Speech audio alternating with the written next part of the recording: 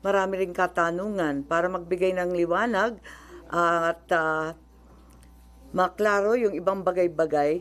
Nais kong magbigay ng dalawang dokumento ngayon. Yung unang-una, yung timeline pa lamang. So, umpisahan na lang natin yung timeline. Mabilis lang to sana, pero mahaba-haba kasi nag-uumpisa to sa March 2019 nung nag-withdraw ang Pilipinas sa Rome Statute. Tapos, yung prosecutor requested authorization 24 May 2021. May deferral nung 2022 ng Hunyo. Pagkatapos, 12 September 2022, ang ating Pangulo ay nagsabi, ICC will only take action when the country is no longer functioning and has no judiciary. So, 26 January 2023, ang ICC nag-umpisa na naman ang investigasyon sa drug war. And then the appeals chamber rejected the suspension nung Marso. And then July 5 ng 2023, ipinagtatanggol ni VP Sara yung confidential fund ng DepEd at ng OVP. Yung ICC Chamber delivered its judgment 18 July 2023. Pero inulit na naman ni Presidente Bongbong 24 November ng 2023 na simple lang ang isyung yan. Hindi naman siguro tama na ang tagalabas ang mag-iimbestiga dito sa atin. So yun ang nangyari, Tapos gusto natin maintindihan yung konteksto ng mga pangyayari. At nung 15 December 2023, andyan na yung sulat kay VP Sara na the jurisdiction of the ICC over the Republic of the Philippines after the effectivity of our withdrawal is very much in question. And I am certain that you and all of my cabinet will echo my views. Sabi rin niya, for the 100th time, I do not recognize the jurisdiction of the ICC in the Philippines. Noong 28 January 2024, kauna-unahang maisog rally at binanatan ni former President ang ating Pangulo Bongbong. Noong 29 January, kick-off rally ng Bagong Pilipinas, pero kasabay din ang candlelight prayer rally ni Presidente Duterte. 30 January 2024, eto na yung unang hearing ko sa PI, People's Initiative, February 2 sa Davao, 13 dito na naman February sa Senado. And 20 February, si Pangulo ay nagsabi, I don't approve or deny it, but the ICC haven't done anything illegal. Ito yung tinutukoy ni Secretary Boying na pagbabago. Once they do, we will do something about it, but we are an open country. 2024 June, VP resigns as DepEd Secretary. 20 July, maisog, rally liwasan. 16 August, first Quadcom in Bacolor, Pampanga. 22 September 2024, VP Sara says, hindi naman kasi kami talaga nag-uusap. Hindi kami magkaibigan unang-una. Ayun na. And then 12 October 2024, sabi ni PBBM, I don't know anymore.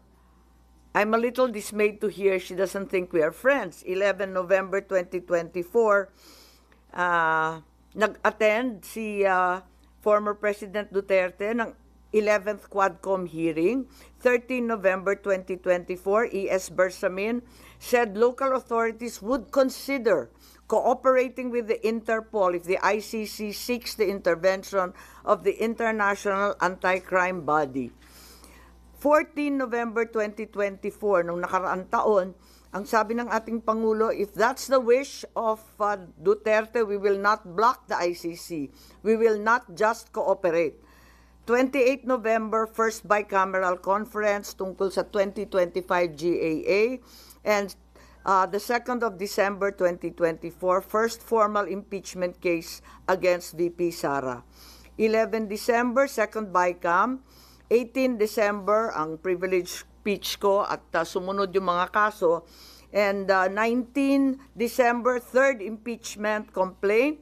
13 January 2025, itong taon na ito, INC Peace Rally in Manila.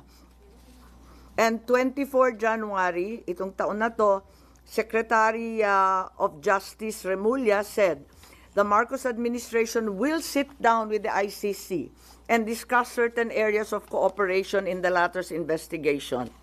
He also said, cooperation with an international tribunal is permissible, noting that ICC representatives have already been going in and out of the country without us raising anything.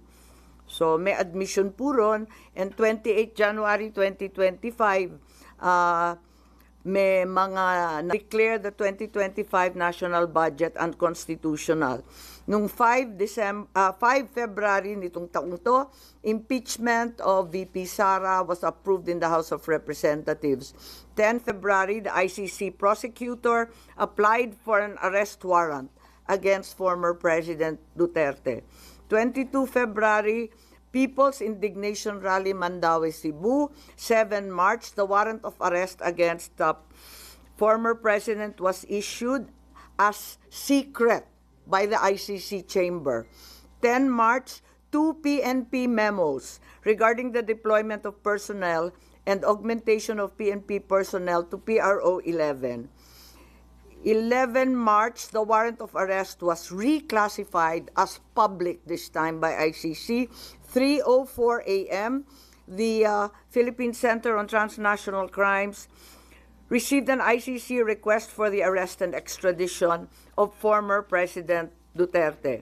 At 9:20, he arrived at NAIA Terminal 3 from Hong Kong and was arrested at the Jet Bridge by DOJ, Interpol, and PNP, with his Miranda rights postponed at his request.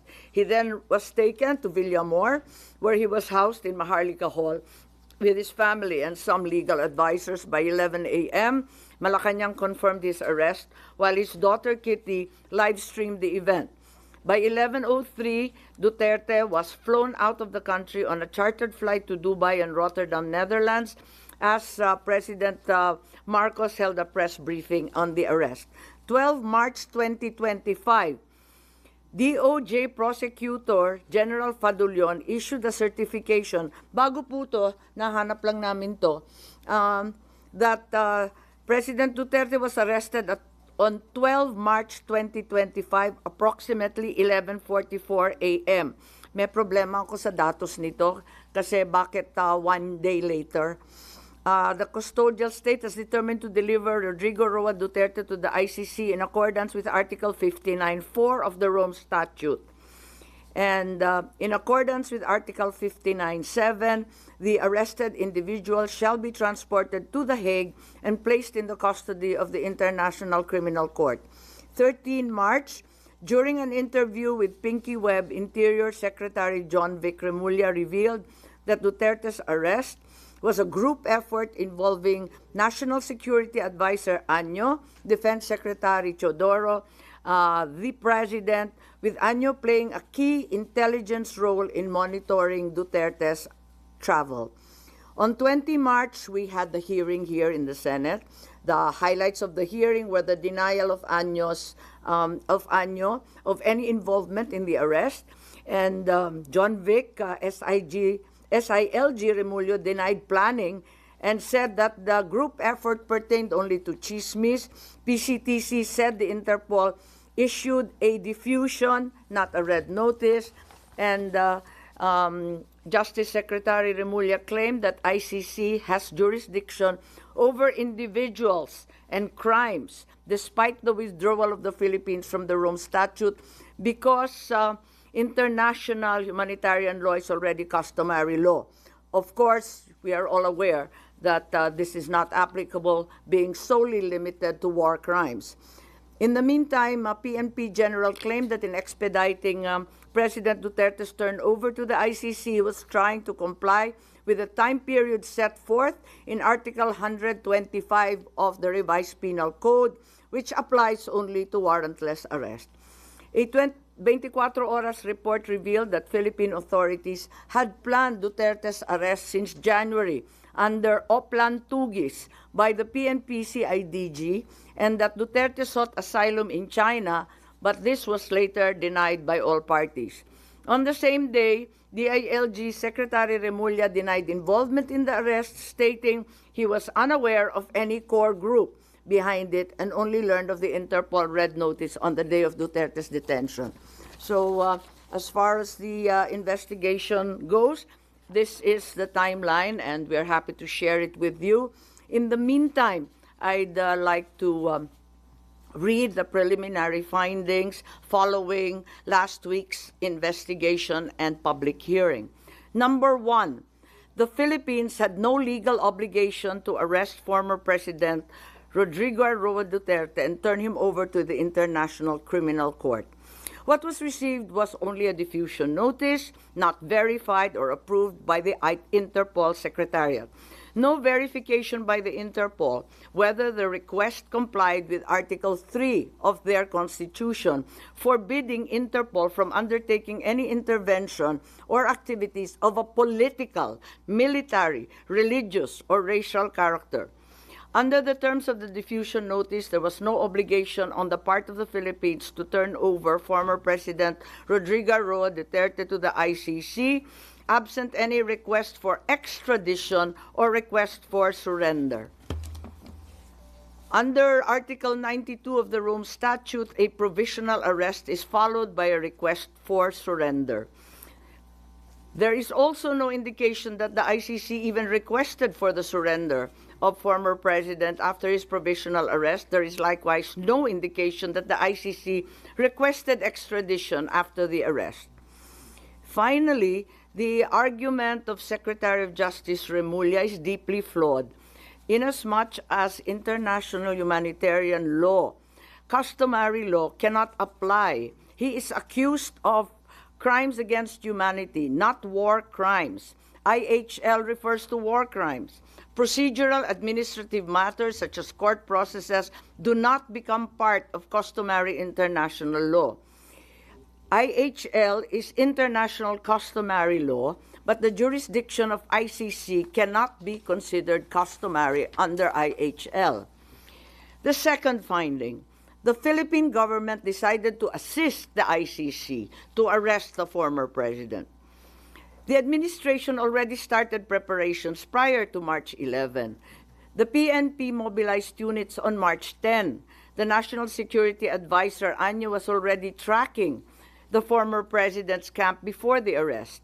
Even before the ICC prosecutor applied for a warrant of arrest, there was already statements by key executive officials that the administration will cooperate if the ICC courses the request through Interpol to arrest the former president. Finally, the claim of the Department of Interior and Local Government Secretary John Vic Remulla that the supposed group effort was only based on rumor is incredible. This attempt to cover up what was already aired on media and what had already come to pass was an indication of a comprehensive plan to arrest the former president already being in place even before the date indicated in the ICC warrant of March 11. Finally, my third preliminary finding was that there were glaring violations of the rights of the former president. The constitutional safeguards guaranteeing liberty and due process of law were not observed. No warrant was issued by a Philippine court. The arrest did not fall within the exceptions of a warrantless arrest. Meanwhile, General Torre invoked 125 article of the revised penal code only applying to warrantless arrest. The constitutional safeguards for the right to liberty of abode were also disregarded.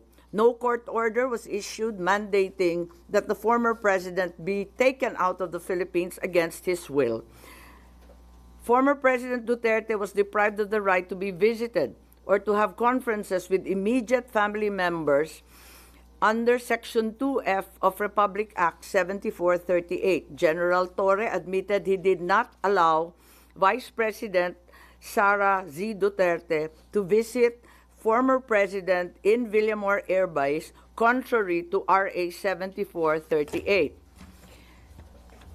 Former President Duterte was further denied the right to be brought to judicial authorities under Article 59 of the Rome Statute.